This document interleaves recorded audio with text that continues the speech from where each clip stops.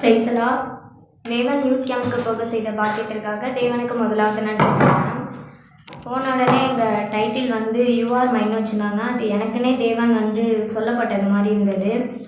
அப்புறம் வந்து போகாததுக்கு முன்னாடி நான் நிறைய காரியங்களில் வந்து யோசிச்சுட்டு இருந்தேன். ஏன்னா முதலாவது வந்து ஒருத்தவங்களோட நான் வந்து கம்பேர் பண்ணி பார்ப்பேன்.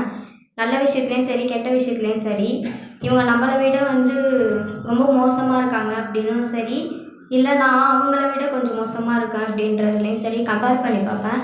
அப்போ வந்து அவங்க வந்து ஃபஸ்ட்டு டே சந்தோஷ் பிரதர் சொன்னது வந்து, விலையுயர்ந்த கிரயத்தை கொண்டு உன்னை மீட்டு கொண்டேன் அப்படின்னு தேவன் நம்மளை பார்த்து சொல்கிறாங்க. ஒவ்வொருத்தவங்களையும் என்னை வந்து விலையுயர்ந்த கிரயத்தை கொண்டு தேவன் என்னை மீட்டு கொண்டிருக்காங்க, நீ என்னுடையவள் அப்படின்னு தேவன் சொன்னாங்க. தேவன் வந்து எல்லாரையும் பார்த்து நீ என்னுடையவள் அப்படின்னு சொல்ல, தேவனுக்கு பயந்தவர்களை பார்த்து மட்டும்தான் தேவன் வந்து நீ என்னுடையவள் அப்படின்னு சொல்கிறதா சந்தோஷ் பிரதர் வந்து சொன்னாங்க. அதில் நான் ரொம்ப உணர்த்தப்பட்டேன். அடுத்தது சோம்பேறித்தனம், லேசினஸில் வந்து நான் ரொம்ப அடிக்டாக இருப்பேன். வின்சென்ட் பிரதர் அதை குறித்து பேசும்போது, சோம்பேறித்தனம் அப்படின்றது வந்து ஃப்ரெண்ட் ஆஃப் டெவில், சாத்தானோட ஃப்ரெண்டு மாதிரி சோம்பேறித்தனம் அப்படின்றத பற்றி சொன்னாங்க. அதுக்கு வந்து நீதிமொழிகள் 6ஆம் அதிகாரம் 6வது வசனத்துலேருந்து 11வது வசனம் வரைக்கும் வார்த்தைகள் சொன்னாங்க. சோம்பேறியே, நீ எறும்பினிடத்தில் போய் அதன் வழிகளை பார்த்து ஞானத்தை கற்றுக்கொள். அதற்கு பிரபுவும் தலைவனும் அதிபதியும் இல்லாதிருந்தும் கோடை காலத்தில் தனக்கு ஆகாரத்தை சம்பாதித்து அறுப்பு காலத்திலே தனக்கு தானியத்தை சேர்த்து வைக்கும். சோம்பேறியே, நீ எவ்வளவு நேரம் படித்திருப்பாய்? எவ்வளவு நேரம் எப்பொழுது நீ தூக்கத்தை விட்டு எழுந்திருப்பாய்? இன்னும் கொஞ்சம் தூங்கட்டும், இன்னும் கொஞ்சம் உறங்கட்டும், இன்னும் கொஞ்ச நேரம் கைமுடுக்கி கொண்டு நித்திரை செய்யட்டும் என்பாயே. உன் தரித்திரம் வழிபோக்கனை போலவும் உன் வறுமை ஆயுத மணியை போலவும் வரும் அப்படின்னு சொன்னாங்க. அதுலேருந்து தேவன் எனக்கு நல்லா உணர்த்தப்பட்டாங்க. அப்புறம் வந்து தேவனை போல நம்ம பொறுமையாக இருக்கணும் அப்படின்னா என்ன அர்த்தம்னு விக்டர் பிரதர் தெளிவாக சொன்னாங்க. தேவன் வந்து சிலுவையில் அறைந்தப்போ கூட தேவன் பொறுமையாக இருந்தார். தேவ அன்பை நம்ம புரிஞ்சுக்கிட்டோம் அப்படின்னா நம்மளும் நீடிய பொறுமையோடும் சாந்தத்தோடும் இருப்போம் அப்படின்னு சொன்னாங்க. அப்புறம் வந்து இப்போ யூஜி 3rd இயர் படிக்கிறதுனால அடுத்து ஃப்யூச்சரில் என்ன பண்ணலாம், நெக்ஸ்ட்டு என்ன பண்ணலாம் அப்படின்றத பற்றி எனக்கு ஒரு திட்டம் இல்லாமல் குழப்பமாக இருந்தது. அதுக்கு தேவன் வந்து எனக்கு உணர்த்தப்பட்டது. உனக்கான திட்டத்தை நான் வந்து நீ தாயின் கருவில் உருவாவதற்கு முன்னே உனக்கான திட்டத்தை நான் முன்குறித்திருக்கேன். அதன்படி தான் நான் உன்னை நடத்துவேன். அதை குறித்து நீ கவலைப்பட வேண்டாம், பயப்பட வேண்டாம் அப்படின்னு என்கிட்ட சொன்னாங்க. அப்புறம் மெஹன் சிஸ்டர் பேசும்போது, தேவ வாழ்க்கையில் ஹோலி ஸ்பிரிட் அப்படின்றது ரொம்ப முக்கியம். அதுக்கு முதலாவது தேவை தாகம். அது ஹோலி ஸ்பிரிட்டை நம்ம பெற்றுக்கொள்கிறதுக்கான ஒரு தாகம் நமக்கு வேணும். அதுக்கப்புறம் விசுவாசம் வேணும். நம்ம விசுவாசத்தோடும் வாஞ்சையோடும் நம்ம தேவனை தேடினா ஹோலி ஸ்பிரிட் நமக்கு கிடைக்கும் அப்படின்னு சொன்னாங்க. நம்ம லைஃப்பை எப்போ சேஞ்ச் ஆகும் அப்படின்னா, தேவனுக்கு நாம் நன்றியுள்ளவர்களாய் மாறும்போது நம்ம லைஃப் வந்து கண்டிப்பாக சேஞ்ச் ஆகும், நம்ம மாறுவோம் அப்படின்னு இந்த வார்த்தைகளை கொண்டு உணர்த்த. கர்த்தருக்கு சோத்திரம். நான் எப்போதும் போல் யூத் மீட்டிங்க்கு வந்து அலட்சியமாக தான் போனேன். இந்த டைம் வந்து அந்த வேர்டையும் வந்து முன்னாடி சொல்லிட்டாங்க, நீ என்னுடையவன் சொல்லிட்டு தலைப்பையும் முன்னாடி சொல்லிட்டாங்க. எப்போதும் அங்கே போயிட்டு அந்த தலைப்பை பார்த்து அது குறித்து உணவாக அந்த இப்போ வந்து என்னென்னா தலைப்பு முன்னாடியே கொடுத்ததுனால அது குறித்து ஒரு இதுவுமே இல்லை. நான் எப்போதும் அலட்சியமாக அப்படி எப்போதும் போகிற மாதிரி தான் போனேன். அங்கே போயிட்டு நான் வந்து கேட்டது என்னன்னா, எனக்கு வந்து நான் யூத் மீட்டிங் போயிட்டு வரதுக்குள்ளே எனக்கு ரட்சிப்பு நிச்சயம் வரணும். அந்த 3 நாளில் எனக்கு அந்த ரட்சிப்பு நிச்சயம் வரணும். அந்த ரட்சிப்பு நிச்சயம் இல்லைன்னா நீங்கள் என்னை கொன்று போட்டுருங்க. நான் என் உயிரோடு இருந்து உங்களை வந்து துக்கப்படுத்துறதோட நீங்கள் என்னை கொன்று போட்டுருங்க அப்படி சொல்லிட்டு நான் அங்கே ப்ரேயர் பண்ணேன். அங்கே முதல் நாளில் வந்து நான் ப்ரேயர் பண்ணும்போது ஏசாயா 43:1 வந்து அது சொன்னாங்க, இப்போதும் யாக்கோபே, உன் சிருஷ்டிகரையும் இஸ்ரவேலையும் உன்னை உருவாக்கினருமாகிய கர்த்தர் சொல்லுகிறதாவது, பயப்படாதே, உன்னை மீட்டு கொண்டேன், உன்னை பேர் சொல்லி அழைத்தேன், நீ என்னுடையவன். இந்த வார்த்தையை சொல்லும் போது நான் வந்து அவிவிசுவாசப்பட்டேன். ஏன்னா நான் இவ்வளோ பாவத்தை செஞ்சுருக்கேன், கடவுள் என்னையும் மன்னிப்பாங்களா? இல்லை, என்னை மன்னிக்க மாட்டாங்க. அப்போ இன்னொரு சைடில் வந்து சாத்தான் என்ன சொன்னான்னா, நீ இந்த 3 நாள் வந்து அப்படியே ஒழுங்காக இருக்கிற மாதிரி இருப்ப, நீ 3ஆம் நாள் போய் பாரு, நீ மறுபடியும் வந்து அப்படி தான் இருப்ப. ஆமாம் பேருக்கு நம்ம 3 நாள் நம்ம அப்படி தான் இருப்போம். 3ஆம் நாள் வந்து நம்ம எப்போதும் இது அலட்சியமாக தானே இருப்போம். நம்ம எதுக்கு வந்து இந்த ரட்சிப்பு நிச்சயத்தை நம்ம கேட்குறோம்? நம்ம 3 நாள் இருந்துட்டு அதுக்கப்புறம் வேஸ்ட்டாக இருக்குது, நம்ம எதுக்கு கேட்குறோன்னு சொல்லிட்டு எனக்கு ஒரு இது வந்துச்சு. நான் ரொம்ப அவிசுவாசப்பட்டேன். அப்போ பிரதர் பேசும்போது கடவுள் நீ என்னுடையவன் சொல்லிட்டு எல்லார்கிட்டையும் சொல்ல மாட்டாங்க. யார் யாரெல்லாம் பெயர் சொல்லி அழைச்சிருக்காங்களோ அவங்கள தான் என்னுடையவன் நீ என்னுடையவன் சொல்லிட்டு சொல்லுவாங்க அப்படி சொன்னாங்க. நான் உடனே கேட்டு பார்த்தேன், நீங்கள் என்னை பெயர் சொல்லி அழைச்சிருக்கீங்களா அப்படின்னு சொல்லிட்டு. அதுக்கப்புறம் அடுத்த வார்த்தையை வந்து பெயர் சொல்லி யார் யாரெல்லாம் அழைப்பாங்கன்னா, கர்த்தருக்கு பயப்படுறவர்களுக்கும் தாழ்மை உள்ளவர்களுக்கும் பாவத்துக்கும் அக்கிரமத்துக்கும் விலகி இருக்கிறவங்களுக்கு மட்டும்தான் கடவுள் வந்து பெயர் சொல்லி அழைப்பாங்க அப்படி சொல்லிட்டு அந்த மெசேஜ் சொன்னாங்க. நான் உடனே இந்த மூணுமே என்கிட்ட வந்து சுத்தமாக கிடையாது. நான் எதுக்கு பயப்படுவேன்னா, உலகத்தை குறித்து நான் வந்து வேலையில் எப்படி பண்ணுறது, ஒரு காலேஜுக்கு போகணுன்னா ஒரு டெய்லி ஏந்திக்கிறதுக்கு கூட நான் பயப்படுவேன். ஒரு அலாரம் வச்சா கூட நான் அதுக்காக கூட நான் பயப்படுவேன். நான் எதுக்கு நான் பயப்பட மாட்டேன்னா, ஒரு பாவத்தை செஞ்சு துணிகரமாக நான் வந்து அந்த பாவத்தை செய்வேன். அதுக்காக நான் பயப்படவே மாட்டேன். ஒரு பாவத்தை செஞ்சோங்கிறது பயப்பட மாட்டேன். இன்னொன்று தாழ்மை. இந்த தாழ்மை என்னிடத்துல சுத்தமாக இல்லை. யார் என்ன சொன்னாலும் என்னால் ஏற்றுக்கவும் முடியாது. நான் எந்த இடத்துலையும் தாழ்மையே போக மாட்டேன். இன்னொன்று பாவத்துக்கும் அக்கிரமத்துக்கும் நான் விலகியே இல்லைன்னு சொல்லிட்டு நான் ப்ரேயர் பண்ணேன். அப்போ தான் உன்னத பாட்டு 5:6-3 வந்து நான் வந்து ப்ரேயர் பண்ணி ஜெபம் பண்ணேன். எனக்கு இன்னும் வந்து அந்த ரட்சிப்பின் நிச்சயம் வந்து எனக்கு இல்லை. நீங்கள் என்னை பேர் சொல்லி அழைச்சிருக்கீங்களான்னு தெரியல. பேசாமல் நீங்கள் என்னை வந்து கொன்று போட்டுருங்க. நான் இருந்து உங்களுக்கு வந்து துக்கப்படுத்திட்டு தான் இருப்பேன் அப்படின்னு சொல்லிட்டு சொன்னதுக்கப்புறம் உன்னத பாட்டு 6:3 வந்து நான் என் நேசருடையவள், என் நேசர் என்னுடையவள் சொல்லிட்டு அந்த வசனம் எனக்கு வந்துச்சு. நான் அந்த வசனத்தை வந்து சொல்கிறதுக்கு கூட எனக்கு ஒரு தைரியம் வரலை. ஏன்னா நான் என் நேசருடையவள் அப்படின்னு சொல்லிட்டு அந்த வசனத்தை அந்த கடவுள் எனக்கு கொடுத்த உடனே, ஆமாம் நான் உன்னை கொன்று போடுறதுக்காகவோ உன்னை சாவடிக்கிறதுக்காகவோ நான் வந்து உன்னை அழைக்கலை. நான் வந்து என்னை வந்து உன்னுடைய பிள்ளையாக நான் உன்னை ஏற்றுக்கிறதுக்காக தான் நான் உன்னை அழைச்சிருக்கேன் அப்படி சொல்லிட்டு சொன்னாங்க. அதுக்கப்புறம் வந்து செல்லை வந்து கண்ட்ரோல் பண்ணுறது விஷயத்தை பற்றி சொன்னாங்க. நான் வந்து நீங்கள் வந்து செல்லை கண்ட்ரோல் பண்ணணும், செல்லு வந்து உங்களுக்கு கண்ட்ரோல் பண்ணக்கூடாது அப்படின்னு சொன்னாங்க. அதை நான் வந்து ஒரு 3 நாள் வந்து நான் வந்து இந்த செல்லை யூஸ் பண்ணாமல் நான் இருந்தேன். 3ஆம் நாளுக்கு அப்புறம் நான் என் செல்லை யூஸ் பண்ணேன். அப்புறம் மறுபடியும் என் வாழ்க்கையில் இது பண்ணேன். இந்த வாரம் நான் புதன்கிழமை வந்து இயேசுப்பா நான் உங்களுக்கு பிரியமாக என்னால் வாழ முடியாது, நீங்கள் என்னை விட்டுருங்க அப்படின்னு சொல்லிட்டு சொல்லும்போது திரும்பியும் ஏசாயா 43:1 வந்து நீ பயப்படாதே, நான் உன்னை மீட்டு கொண்டேன், நீ என்னுடையவள் அப்படி சொல்லிட்டு சொன்னாங்க. என்னால் அதை ஏற்றுக்க முடியல. அப்புறம் எங்கள் வீட்டில் அந்த டிவி ஒன்று ஓடிக்கிட்டு இருந்துச்சு. அதில் கிறிஸ்டின் மூவி ஓடிக்கிட்டு இருக்கும்போது நான் அந்த வசனத்தை படிச்சுட்டு நான் உட்காந்துருக்கேன். அந்த இதுலேருந்து நீ பயப்படாதே, நான் உன்னை மீட்டு கொண்டேன், நீ என்னுடையவள் சொல்லிட்டு அந்த வசனம் எனக்கு வந்துச்சு. இந்த வசனத்தை கொடுத்து எனக்கு ரட்சிப்பின் நிச்சயத்தை கொடுத்ததுக்காக நான் கர்த்தருக்கு நன்றி சொல்கிறேன். ஆமென். Praise the lord. நான் வந்து யூத் மீட்டிங் போகிறதுக்கு முன்னாடி எப்படி இருந்தேன்னா, ரொம்ப கடின இருதயம் உள்ளவளாக இருந்தேன். ஏசப்பா கிட்ட வந்து நான் பைபிள் படிக்கிற போது எனக்கு புரியாத ஒரு வார்த்தை கூட, ஏசப்பா எனக்கு இந்த வசனம் புரியல ஏசப்பா, எனக்கு இந்த சுச்சுவேஷன் ஏசப்பா அப்படின்னு சொல்லிட்டு நான் ஏசப்பாட்ட போய் ஹெல்ப் கேட்பேன். ஏசப்பாவும் எனக்கு வந்து ஆன்சர் சொல்லுவாங்க. பட் நான் அப்போ என்ன பண்ணுவேன் அப்படின்னா, அப்போ வந்து பிசாசு என்கிட்ட பேசுவான். ஏசப்பா கிட்ட போய் நீ எப்போதுமே கேட்டுகிட்டே இருக்க, ஏசப்பாவும் உனக்கு ஹெல்ப் பண்ணுறாங்க, ஆனால் நீ அதை எத்தனை நாள் ஃபாலோ பண்ணுற அப்படின்னு சொல்லிட்டு என்னை வந்து சோர்வுக்கு உட்படுத்துவான்.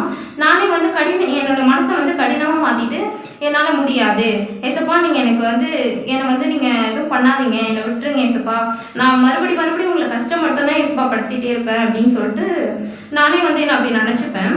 யூத் மீட்டிங் போனதும் ஃபஸ்ட்டு வேர்டாக வந்து என்ன சொன்னாங்கன்னா, பிலிப்பியர் 4:13 என்னை பலப்படுத்துகிற கிறிஸ்துவினால எல்லாவற்றையும் செய்ய எனக்கு பலனுண்டு அப்படின்னு சொன்னாங்க.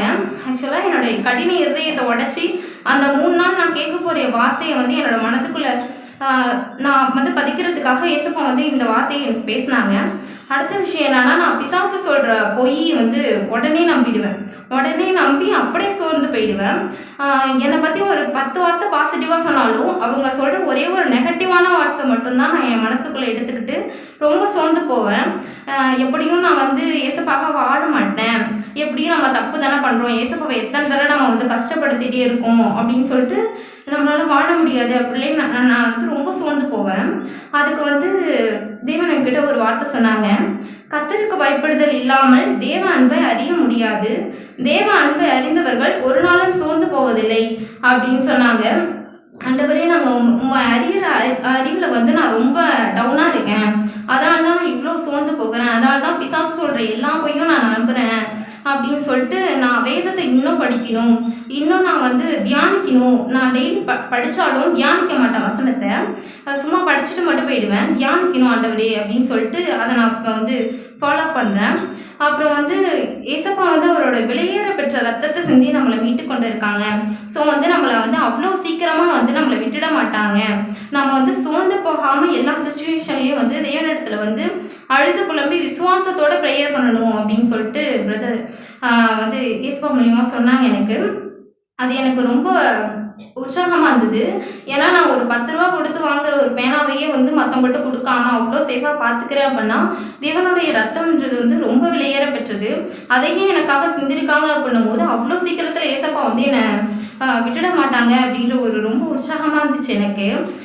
எந்த சுச்சுவேஷனாக இருந்தாலும் உயர்வோ தாழ்வோ மோசமான பாவம் எது நம்ம செஞ்சிருந்தாலும் நம்ம வந்து கில்ட்டினஸ் ஆகி பிசாசு சொல்கிற பொய்யை கேட்காம தேவனிடத்துல ப்ரேயர் பண்ணி நம்ம வந்து போனோம் அப்படின்னா கண்டிப்பாக வந்து ஏசப்பா வந்து நம்மளை மீட்டுக்கொள்வாங்க, ரசிப்பாங்க அப்படின்னு சொல்லிட்டு தேவன் எனக்கு சொன்னாங்க.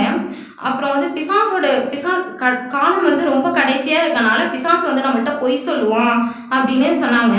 அப்போ வந்து எனக்கு என்னன்னா காலம் ரொம்ப நெருங்கிடுச்சு, ரொம்ப காலம் இல்லை அப்படின்றத பிசாசு உணர்ந்து அவனோட வேலையில் அவன் வந்து ரொம்ப துரிதமாக இருக்கான். ஆனால் நான் எப்படி இருக்கேன், ஏசப்பா கிட்ட போகிறதுல வந்து நான் எப்படி இருக்கேன் அப்படின்னு யோசித்து தேவனிடத்தில் இன்னும் நான் கெட்டி சேரணும் அப்படின்னு நான் உணர்த்தப்பட்டேன்.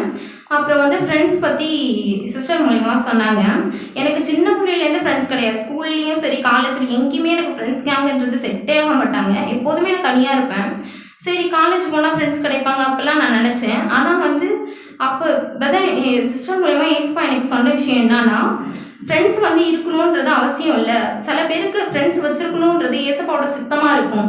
சில பேர் வந்து தனிமையில் இருக்கிறது தான் வந்து தேவன் விரும்புவாங்க. ஏன்னா தேவன் அவங்களோட ஃப்ரெண்டாக இருக்கணுன்றது தேவனுடைய சித்தமாக இருக்கும் அப்படின்னு சொல்லி என்னை உற்சாகப்படுத்தினாங்க. 3 நாள் முடிய போகும்போது லாஸ்ட்டு 2 இயர்ஸ் தான் நான் போனேன். அப்போ லாஸ்ட்டு 2 இயர்ஸுமே வந்து பிரதர் ஒரு வார்த்தை சொல்லுவாங்க, வனாந்தரத்துக்குள்ளே போகிறீங்க அப்படின்னு சொல்லுவாங்க. அது எனக்கு ரொம்ப பயமாக இருக்கும். ஏன்னா 3 நாள் போயிட்டு வரீங்க, போயிட்டு வந்ததுக்கப்புறம் எனக்கு அது நரகத்துக்குள்ளே போகிற மாதிரி இருக்கும். அதுக்கப்புறம் நம்ம உலக வாழ்க்கைக்குள்ளே தானே போவோம் அப்படின்ற மாதிரி ஒரு தாட் இருக்கும். அதுக்கப்புறம் எனக்கு முடிச்சு வந்ததுக்கப்புறம் என்னன்னா தேவன் எனக்கு உணர்த்தினாங்க. ஏன்னா நான் லாஸ்ட் 1 இயர் ஃபுல்லாக எப்போ டிசம்பர் வரும், எப்போ யூத் மீட்டிங் போவோன்னு ஒரு மாதமும் நான் யோசிச்சு எக்ஸ்பெக்ட் பண்ணிட்டே இருப்பேன். நான் எந்த அளவுக்கு எக்ஸ்பெக்ட் பண்ணணும், அதோட ரிசல்ட் வந்து ரொம்ப ரொம்ப சந்தோஷமாக சமாதானமாக இருந்துச்சு. அந்த 3 நாள் ஒரு குட்டி பரலோகத்தில் இருக்க மாதிரி இருக்கும். நான் அந்த உலகத்தில் ஒரு இடத்துல நம்ம தேவனோட பிள்ளைகள் கூடி நம்ம தேவனை மட்டுமே நம்ம ஆராதிக்கும் போது இவ்வளோ சந்தோஷமும் சமாதானமும் கிடைக்குதுன்னா நம்ம எவ்வளோ நாள் வேணாலும் நம்ம நித்திய ஜீவன் அடைகிறதுக்கு நம்ம வெயிட் பண்ணலாம், தேவனுடைய வருகைக்காக வெயிட் பண்ணலாம், எதை வேணால் நம்ம சாக்ரிஃபைஸ் பண்ணலாம் அப்படின்னு சொல்லிட்டு தேவனை என்னை ரொம்பவே உற்சாகப்படுத்தினாங்க. சமாதானத்தையும் எனக்கு கொடுத்தாங்க. நான் தேவனுக்குள்ளே வளர்கிறதுக்கு எனக்கு தேவன் ஹெல்ப் பண்ணுவாங்கன்னு என்னோட நம்பிக்கை விசுவாசத்தையாக இருக்கேன். கர்த்தருடைய நாமத்திற்கு ஸ்தோத்திரம். இன்னையும் இந்த வருஷம் ஒரு யூத் மீட்டிங் கூட்டு போன அந்த கிருபைக்காக கர்த்தருக்கு ஸ்தோத்திரம். எல்லாரும் போல தான் நானும் ஏனோ தானோ அப்படின்னு தான் அந்த யூத் மீட்டிங் போனேன். எங்கள் வருஷம் போகிறோம், போயிட்டு அந்த 3 நாள் ரொம்ப ஃபயராக இருக்கும். அதுக்கப்புறம் வந்து நம்ம பழைய வாழ்க்கை திரும்ப ரொட்டீன் ஆகிடுது.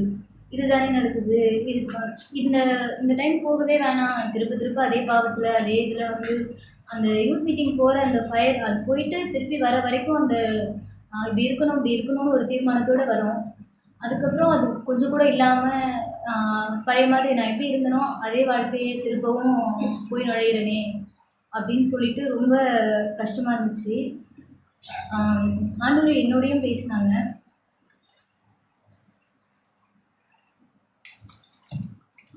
1 கொரிந்தியர் 6ஆம் அதிகாரம் 19, 13, 15, 16, 17.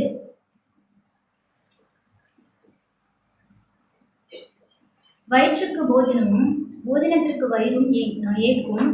ஆனாலும் தேவன் அதையும் அழிய பண்ணுவார். சரீரமோ வேசித்தனத்திற்கு அல்ல, கர்த்தருக்கே உரியது, கர்த்தரும் சரீரத்திற்கே உரியவர் அப்படின்னு சொல்லிட்டு இந்த வார்த்தையை பேசினாங்க.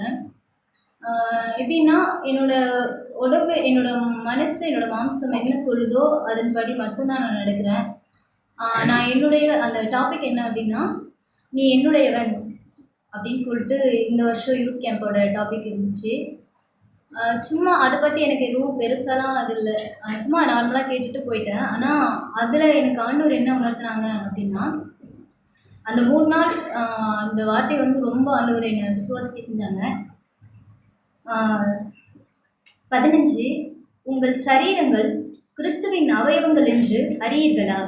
அப்படி இருக்க நான் கிறிஸ்துவின் அவயவங்களை வேசியின் அவயவங்களாக ஆக்கலாமா? அப்படி செய்யலாகாதே. வேசியோடு இசைந்திருக்கிறவன் அவளுடனே ஒரே சரீரமாய் இருக்கிறான் என்று அறியீர்களா? இருவரும் ஒரே மாம்சமாய் இருப்பார்கள் என்று சொல்லியிருக்கிறதே. 19 உங்கள் சரீரமானது நீங்கள் தேவனாலே பெற்றும் உங்களில் தங்கியும் இருக்கிற பரிசுத்த ஆவியானவருடைய ஆலயமாய் இருக்கிறதென்றும் நீங்கள் உங்களுடையவர்கள் அல்லவென்றும் அறியீர்களா? கிரயத்திற்கு கொல்லப்பட்டீர்களே, ஆகையால் தேவனுக்கு உடையவர்களாகி உங்கள் சரீரத்தினாலும் உங்கள் ஆவியினாலும் தேவனை மகிமைப்படுத்துங்கள் அப்படின்னு சொல்லிட்டு இந்த வார்த்தையை வந்து பேசினாங்க. அந்த செக்ஷனில் பேசும்போது இது வரைக்கும் இந்த சரீரத்தினால நான் ஆண்டவருக்கு என்ன பண்ணியிருக்கேன் அப்படின்னு பார்த்தா ஒன்றுமே இல்லை. நான் எதுவுமே பண்ணினதே இல்லை. நீ என்னுடையவள், நான் உன்னை வந்து நான் கிரயத்திற்கு கொல்லப்பட்டு உன்னை வாங்கியிருக்கேன் அப்படின்னு ஆண்டவர் சொல்கிறாங்க. எவ்வளோ வலியும் வேதனையும் பாடும் அனுபவிச்சு அந்த வார்த்தை நீ என்னுடையவன் என்று என்னை பார்த்த ஆண்டவர் உரிமையோடையும் கர்வத்தோடையும் அதிகாரத்தோடையும் சொல்கிற அளவுக்கு ஆண்டவர் அவ்வளோ வலியையும் வேதனையும் எனக்காக அனுபவிச்சிருக்காங்க அப்படின்னு சொல்லிட்டு நான் விசுவாசித்தேன். அப்புறம் என்னுடைய வீழ்ச்சியை பற்றி கொஞ்சம் நிதானிக்க செஞ்சாங்க. என்னோடய வீழ்ச்சி அப்படின்னா, நான் ஒவ்வொரு முறையும் ஏதோ ஒரு பாவம் செய்கிறேன், ஏதோ ஒரு பாவம் என்கிட்ட இருக்குது அப்படின்னா நான் ஒவ்வொரு தடவையுமே விழுந்து போகிறேன். என்னோடய வீழ்ச்சி எப்படின்னா, முடியாது, அவ்வளோதான், இந்த வாழ்க்கை வந்து வாழ்கிறது ரொம்ப சிரமமாக இருக்குது, நம்மளால் இந்த வாழ்க்கை வாழ முடியாது அப்படின்னு சொல்லிட்டு நான் எந்தெந்த இடத்துலலாம் டவுன் ஆகுறனோ அப்போல்லாம் எனக்கு வந்து ஆண்டவர் வந்து ஒரு வார்த்தை சொல்கிறாங்க.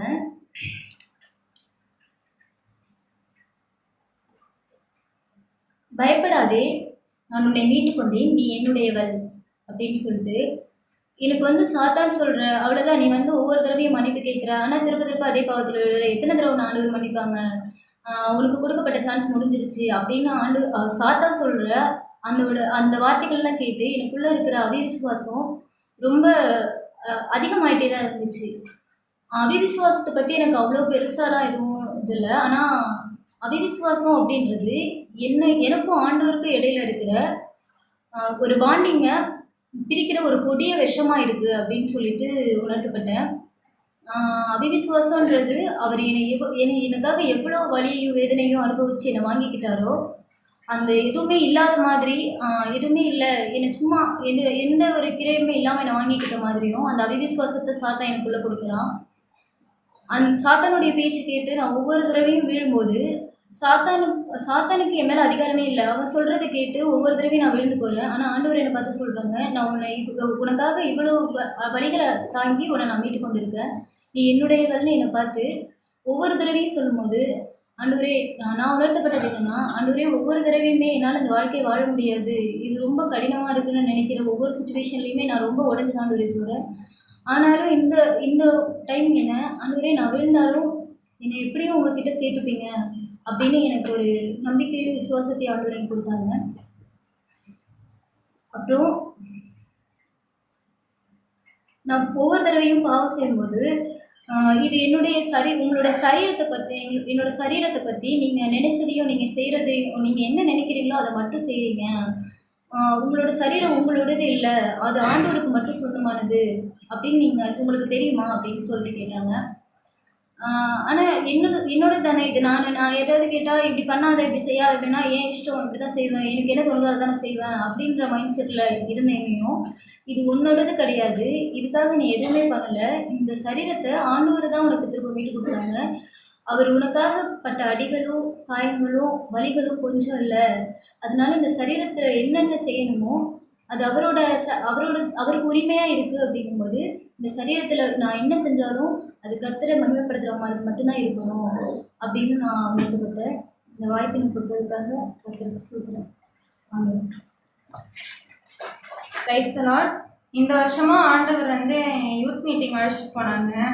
அதுக்கு வந்து நான் நன்றியுள்ளவளாக இருக்கேன்.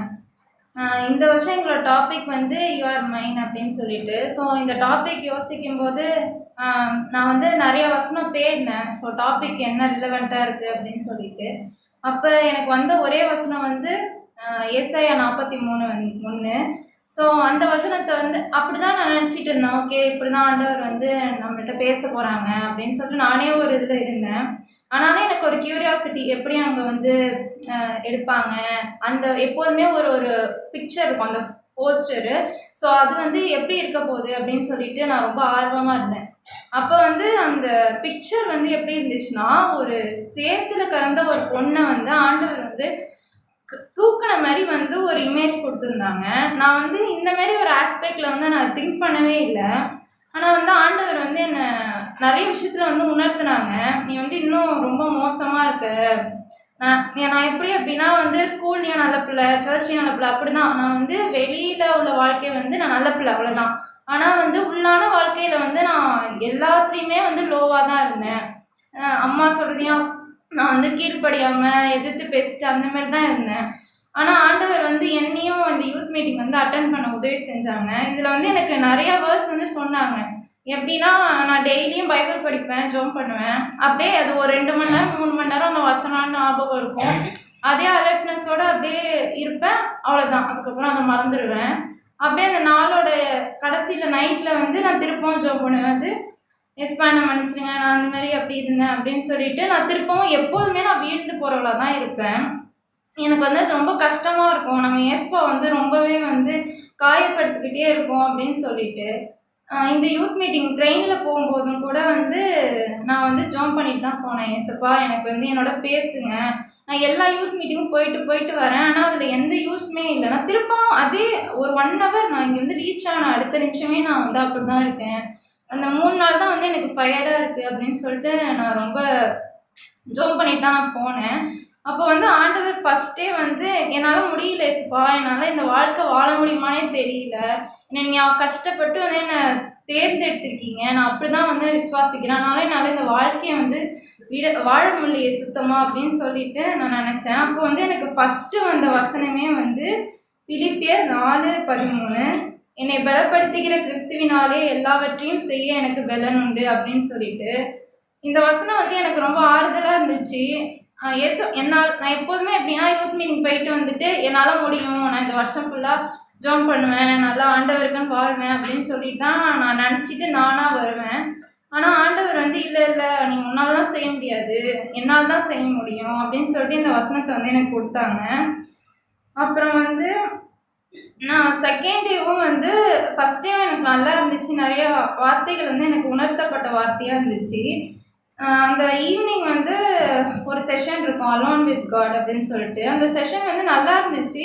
ஆனால் எனக்குள்ளேயே வந்து நான் மனம் திரும்பின நிறைய விஷயத்தை கொடுத்து, ஆனால் எனக்குள்ளேயே வந்து ஒரு சமாதானமும் ஒரு நிச்சயம் இல்லாத மாதிரி ஒரு ஃபீல் இருந்துச்சு. ஏஸ்பாட்ட கேட்டேன், ஏன் ஏஸ்பா எனக்கு மட்டும் இப்படி இருக்குது அப்படின்னு சொல்லிட்டு. அப்போ வந்து நான் எக்ஸ்பெக்டே பண்ணல, அடுத்த நாளும் வந்து அதேமாரி ஒரு செஷன் வந்து இருந்துச்சு. நான் வந்து ஆண்டவருக்கு வந்து ரொம்ப தேங்க்ஃபுல்லாக இருக்கேன். பிகாஸ் வந்து நான் அந்த சுச்சுவேஷனில் வந்து என்னால் வந்து ப்ராப்பராக மனம் திரும்பி ஆண்டவரே வந்து என்னால் பின்பற்ற முடியலையே அப்படின்னு சொல்லிட்டு எனக்கு ஒரு வருத்தம் இருந்துச்சு. ஆனால் அடுத்த செஷனுமே வந்து ஆண்டவர் வந்து என்னை இன்னும் அதிகமாக உடச்சி மனம் திரும்படிக்கு உதவி செஞ்சாங்க. அதுக்கும் நான் நன்றி உள்ளவளாக இருக்கேன். அதுக்கப்புறம் வந்து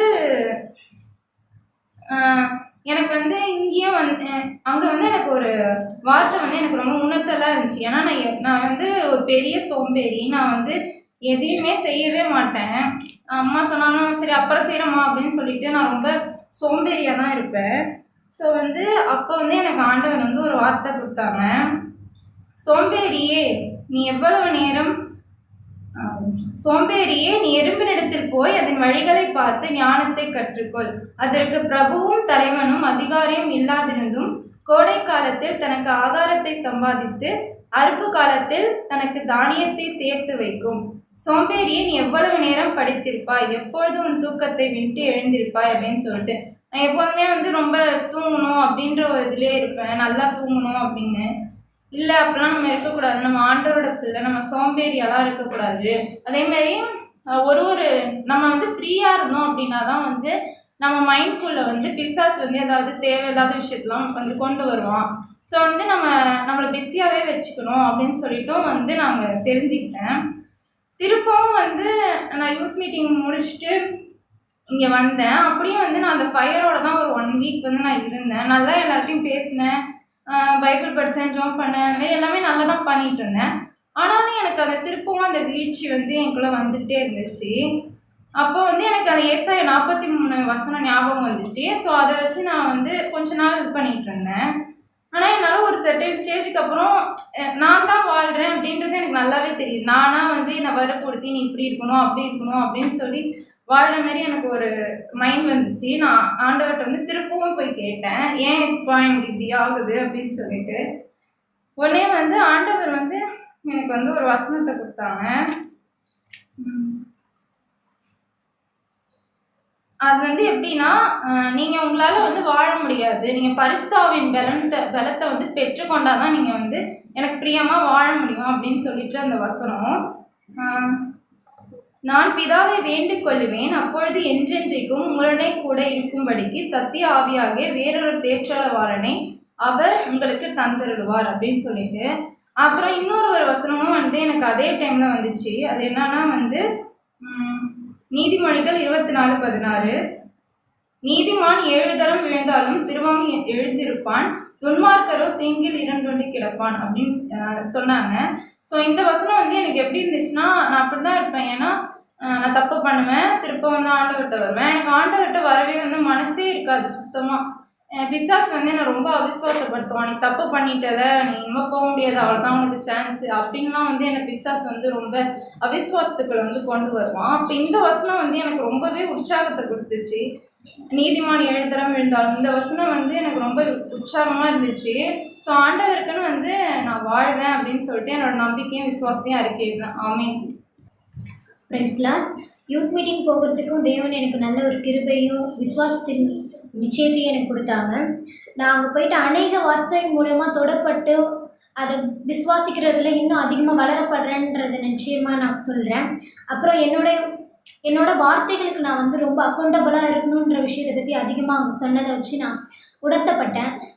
நான் ஒவ்வொரு நாளும் வீழ்ச்சி ஊற்றவளாகவே இருந்துகிட்டு இருந்தேன். ஆனால் இந்த தடவை என்னால் முடியுன்ற நம்பிக்கையும் விசுவாசத்தையும் எனக்குள்ள அவங்க வர்த்திக்க பண்ணுறாங்கன்ற நம்பிக்கையை நான் இங்கே அறிக்கையிடுறேன். ஒவ்வொரு நாளும் அவரோட வார்த்தையின்படி நான் வாழ்கிறதுக்கு வந்து நான் உண்மை உள்ளவளாக இருக்கணுன்றதை நான் விரும்புகிறேன், ஆசைப்படுறேன். அவரோட நிச்சயமாக வாழணுன்றதை அறிக்கையிடுறேன்.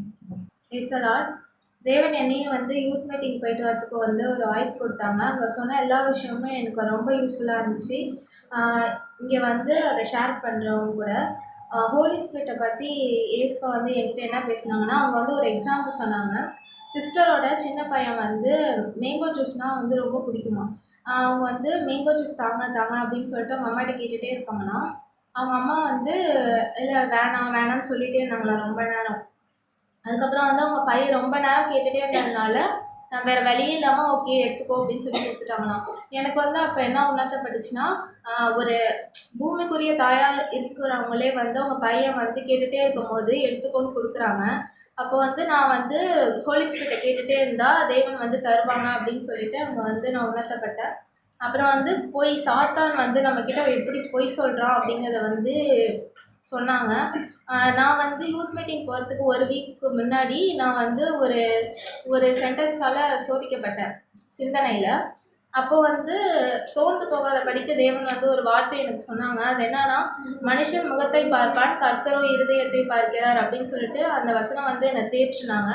ஆனால் வந்து நான் எந்த சென்டென்ஸால் சோதிக்கப்பட்டனோ அதே வார்த்தையை வந்து அங்கே எனக்காக வந்து பேசினாங்க. இந்த மாதிரி கூட சாத்தான் வந்து உங்ககிட்ட பொய் சொல்லுவான் அப்படின்னு சொன்னாங்க. அதே வார்த்தையால் தான் என்கிட்ட வந்து பொய் சொன்னோம். ஆனாலும் இல்லாதபடிக்கு தேவன் வந்து அவங்க வார்த்தையினால் என்னை தேற்றினாங்க. அப்புறம் வந்து ஒரு வசனம், உங்களை தொடுகிறவன் அவருடைய கண்மணியை தொடுகிறான் அப்படின்னு சொல்லிட்டு அங்கே சொல்லும் போது எனக்கு அதுக்கான மீனிங் சரியாக புரியல.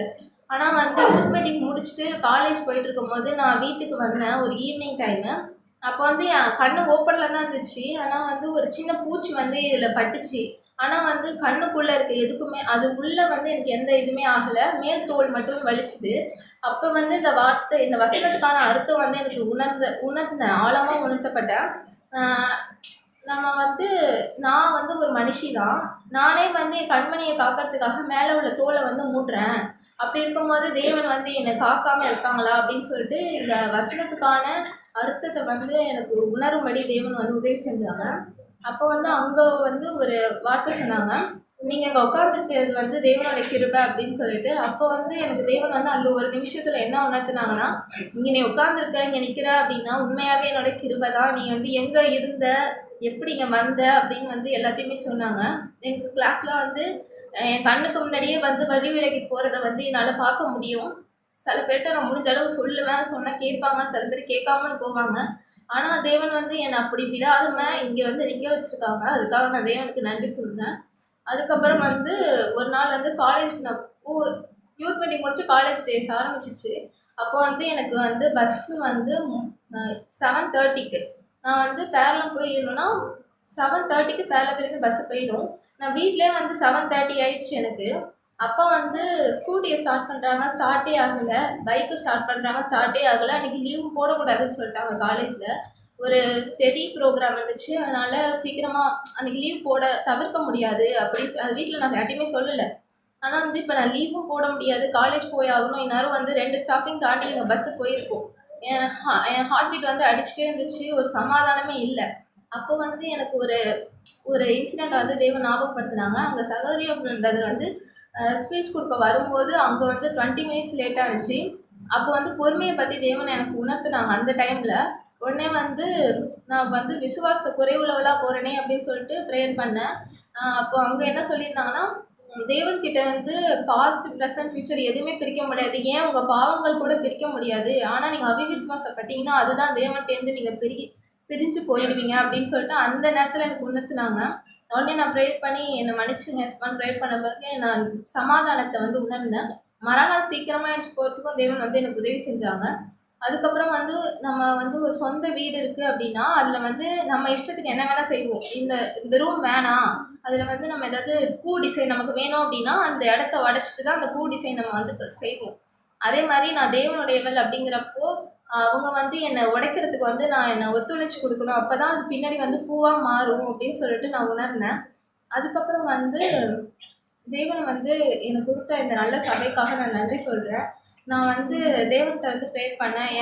என் கிளாஸில் வந்து என்னை பார்த்து உங்களை வந்து இன்னொருத்தவங்க மாறணும், நான் சொல்கிறத விட என்னை பார்த்து உங்களை மாறணும் எஸ்பா, உங்ககிட்ட போகணும் அப்படின்னு சொல்லிட்டு நான் ப்ரேயர் பண்ணேன். நான் சொல்கிற இந்த விஷயம் எதுவுமே வந்து வார்த்தையாக மட்டும் போகாமல் படிக்கு தேவன் வந்து என் மூலயமா மற்றவங்களை வந்து மாற்றுவாங்க அப்படின்னு சொல்லிட்டு என் விசுவாசத்தின் நம்பிக்கையை அறிக்கையிடுறேன். தேவன் கொடுத்த இந்த நல்ல சபைக்காகவும் பிரதர்ஸ் அண்ட் சிஸ்டர் நீங்கள் எல்லாருமே வந்து எங்களுக்கு மெய்யான ஒளி எங்களுக்கு வந்து காமிக்கணும் அப்படின்னு சொல்லிட்டு நீங்கள் படுற பிரயாசங்களுக்காகவும் நான் நன்றி சொல்கிறேன். ஆமென்.